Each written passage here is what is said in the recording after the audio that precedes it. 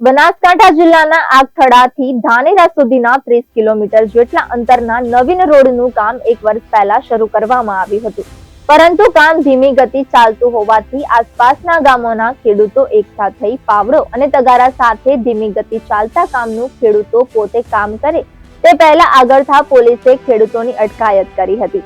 આગથડા, કુડા, સેકરા, ધુણસોલ, નાંદલા સહિતના ગામોને જોડતો આગથડાથી ધાનેરા સુધીનો રોડ મહત્વનો છે।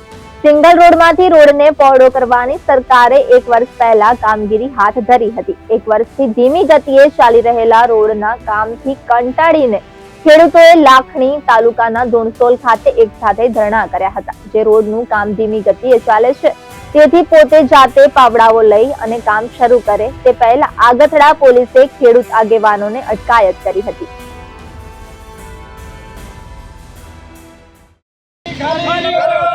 हमारी मांगे पूरी करो, कुर्सी खाली करो, हमारी मांगे खाली करो, हमारी मांगे पूरी करो, कुर्सी खाली करो, हमारी मांगे આપણે શું કહીએ ગુનો કરવાયા છીએ ભાઈ છોકરા બની ગયા છે। રોડ સુધીનો જે કામકાજ હતો એ કામકાજ છેલ્લા 1 વર્ષથી એટલી પરિસ્થિતિમાં ભયંકર રીતે જે બનવાનું કામ ચાલુ હતું પણ બંધ પડ્યું છે। અહીંયા જે અમારે જે પહેલાં ચલાતું હતું એ પણ અત્યારે એવી પરિસ્થિતિમાં ખડીને મૂક્યું છે કે રાત્રે તો શું પણ દિવસે ચાલી શકાય તેવું નથી। અહીંયા ઘણા અકસ્માતો થયા છે, ઘણી વખત બાઇક સ્લીપ ખાતા છે તો દૂધ ડેરી ભરાવતા તમારે દૂધ ઢોળાઈ ગયું છે। તો અમે કોન્ટ્રાક્ટરનો રજૂઆતો કરી, નેતાઓને રજૂઆતો કરી, પણ નેતા ક્યાંક ને ક્યાંક ઢીલી નીતિ રાખે છે। એની અંદર શું છે મિલી ભગતની કંઈક આ લોકોને કશું કહેવા તૈયાર નથી। તો સ્થાનિક લોકો અમે તૈયાર થઈ ભેગા થઈ તગારા પાવડા લઈ અને આ રોડ ઉપર અમે ઉતર્યા છીએ। જ્યાં જ્યાં ખાડા છે અમે ખાડા બુરવાનું કામ કરીશું। સાથે સાથે અમે અહીંયા ધરણા ઉપર બેઠા છીએ।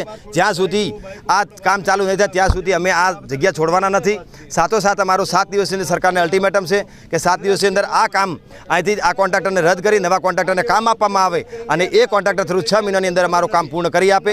તો જો આ કામમાં સરકારીઓ કસૂરવાર થઈ તો અમે કચેરીના ધરણા કરવા પડશે તો કરશું, ઘેરાવો કરવો પડશે તો પણ કરશું, રસ્તા રોકો આંદોલન કરવા પડશે તો પણ કરશું। પરંતુ મોટી સંખ્યામાં અમારું કામ જો આ નહીં કરવામાં આવે તો અમે આ રોડ માટે જે હદે જવું પડશે જશું। એની સંપૂર્ણ જવાબદારી તંત્રની રહેશે।